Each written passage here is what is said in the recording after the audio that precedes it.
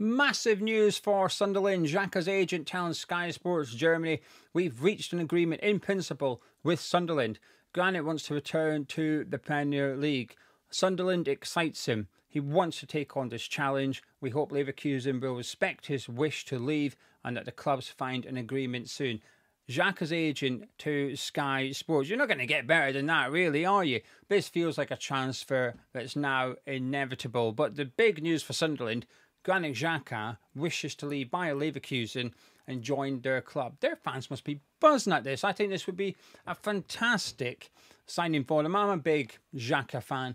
When he left, Arsenal was under a bit of a cloud, really, wasn't it? And he had to get his next move right. Went off to Bayer Leverkusen in the Bundesliga. He's had a success there, massive success, winning the Bundesliga. I think he's really calmed down a bit as well. Doesn't pick up too many yellow cards at Leverkusen. Last season, even racked up a few assists as well. But I think when they won the Bundesliga that season, I think Xhaka was one of the best central midfielders playing European football. I don't necessarily mean in European competition, just in Europe in general. I think Xhaka was one of the better central midfielders. Now, he's no spring chicken, of course, at 32 years of age now, but that's exactly what Sunderland need. I think they've got the young players. I think they've got the players with lots of potential. I think what they need now is some established players that have that experience, and if you can get the Premier League proven box ticked as well, then you're laughing. I think that's exactly what they're getting with Xhaka. Defensively, a really solid player, but in possession, he's someone that can just control the tempo of the game. His passing's really, really good. I'm a big fan of him. I think this is a fantastic signing for Sunderland.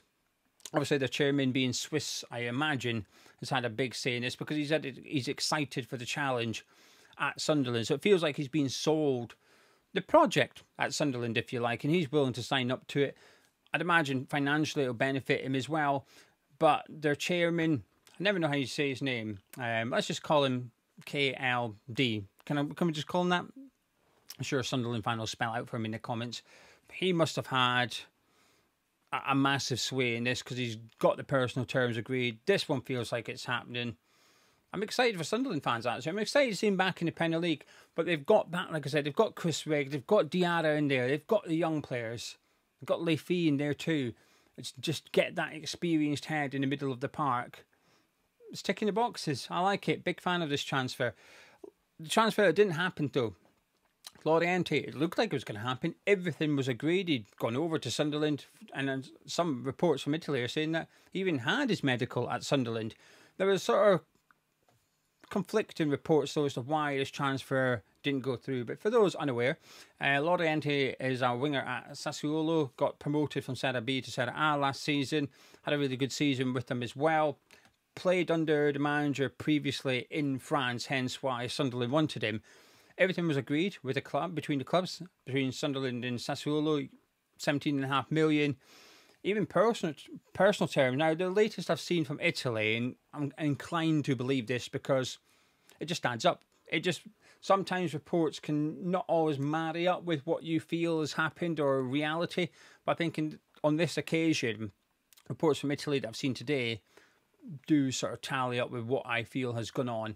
And that is he's gone over to Sunderland, everything's been agreed, and then at the 11th hour, his agent has decided to push for more money, change the terms of what was previously agreed, and as a result of that, Sunderland have said, no thank you, we're going to back away from this one now. Back to Italy you go. And Sunderland have actually pulled the plug on this. Now, it's left, obviously, Sassuolo a bit annoyed because they thought they were going to be getting that much money for their player. They were looking at replacing him already. And now, due to his agent interfering and being greedy, the transfer's fallen down. And it was quoted that they feel like it's irreparable over in Italy. So there may be more to come on this. But can Sunderland go buy a player who, you know, the relationship with the agent of that player has maybe been broken completely? But I think what it shows, and the reason I'm talking about this, is while Sunderland are showing a lot of ambition in the transfer window, and I do feel like they are, I think they're also showing that they're not going to be taken for mugs. They're not just going to chuck money at it completely. They're going to spend money, but they're going to do it responsibly, and they're only going to bring in the right people for this project. And it's an ambitious one because whilst this season their aim and priority will be to remain in the Premier League, I don't think it stops there. I don't think the owner's ambition is, let's get to the Premier League, stay in the Premier League, and that's it. We're just going to continue to stay in the Premier League. It will be greater than that. I imagine that's why it's appealing to players like Habib Diarra and Granit Xhaka to think, actually, that's the place, that's where I want to go. That's where, in 2 or 3 years' time, Sunderland could be in a much better position than where they are now, which essentially is one of the favourites for the drop. They are doing things right in this transfer window. I think it was important for the Premier League that at least one of the promoted teams stay up. Otherwise, we're at risk of having the Big Six turn into the Big 17. We cannot have that. That is unhealthy. We need Championship clubs to believe that once you get promoted, you can stay up. And it might be that you've got to spend a lot of money. It might be that you've got to get all your transfers right. But that's normal anyway. It's a bit like if you're an established Premier League club and you want to get into European football, you're going to have to spend a lot of money to do that. To go from here to there, you're going to have to spend, and you're going to have to be ambitious, and you're going to have to get it right. It doesn't matter what leap you are doing.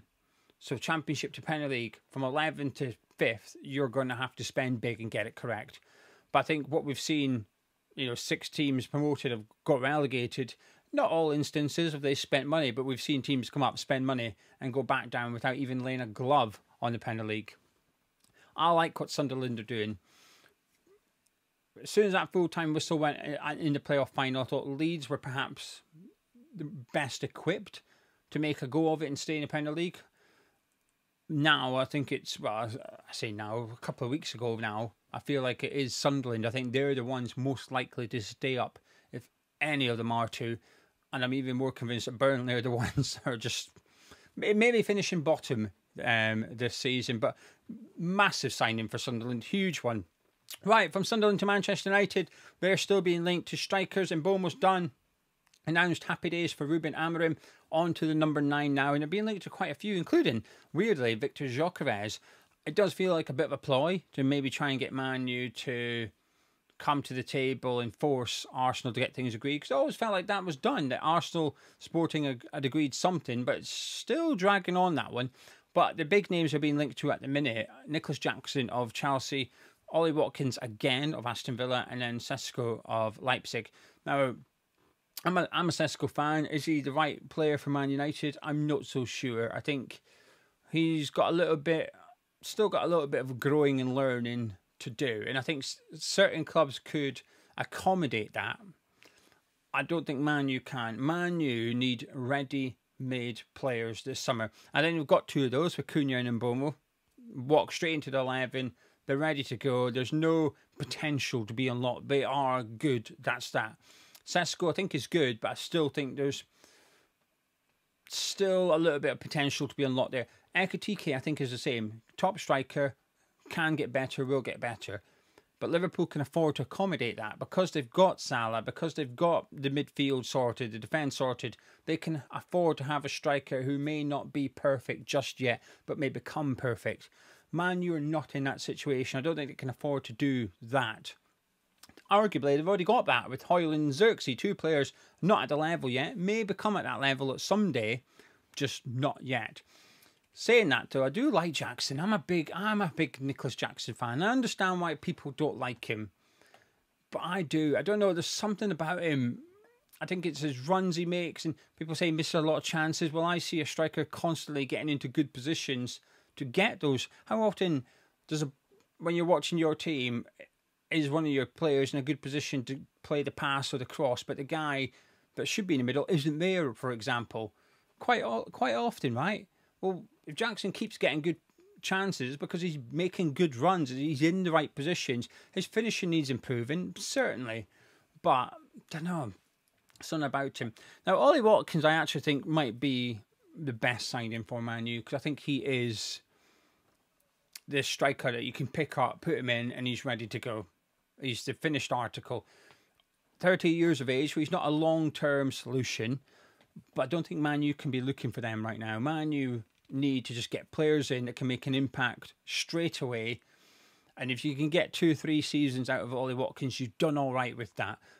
Hopefully by then Xerxes or Højlund are ready to take his position. Or that if you buy Ollie Watkins, you buy yourself time to look for Ollie Watkins' replacement in a couple of seasons' time. Does that make sense? It may already be at the club. It may be somebody you need to bring in. But right now, I just think, man, you need to get players in that can make an impact right now and get them from a handful of places away from the bottom of the table up into the top half challenging for European football, because that should be their ambition next season. I don't think they're good enough yet. I don't think they're there yet. But that should be their ambition. Man U fans might say, oh no, our ambition has to be to try and get Champions League football. I just don't.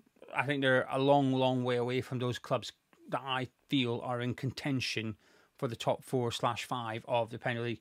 I think even the Man U got transfer window right this summer, I still don't see them finishing in the top 4. Ollie Watkins, though, I think would make a big difference. And I understand why fans aren't keen on him, but I don't think they're in a position to be too picky and almost too... It's kind of ironic, isn't it? I guess that the lack of foresight is why Man U are in this position. The lack of long-term planning have put them here. I don't think they can afford to long-term plan anymore. I think they've just got to get players in that can make an impact immediately. And Chelsea, turns out they're not finishing. Linked to Xavi Simons, who I like a lot. I like him. Leipzig, he's an attacking midfielder / can play out wide. I'd be intrigued to see him in the Premier League, actually. I would be intrigued to see him. He's my kind of player. That technical player, can create as well as score. Big price tag being lumped in next to him, 60 million quid-ish. I think he's worth it, personally, but I think he's got to get the right move. I think he's got to go to the right club. Chelsea, I don't know. There's just... How many players can you really buy? How many players do you actually need? But they're not finished spending by the looks of it. Anyway, there you go. That's your Premier League transfer show. I'm not going to mention West Ham and Callum Wilson because that would just irritate me. But today, the big talking point is all about Sunderland signing Granit Xhaka. It feels like it's going to happen.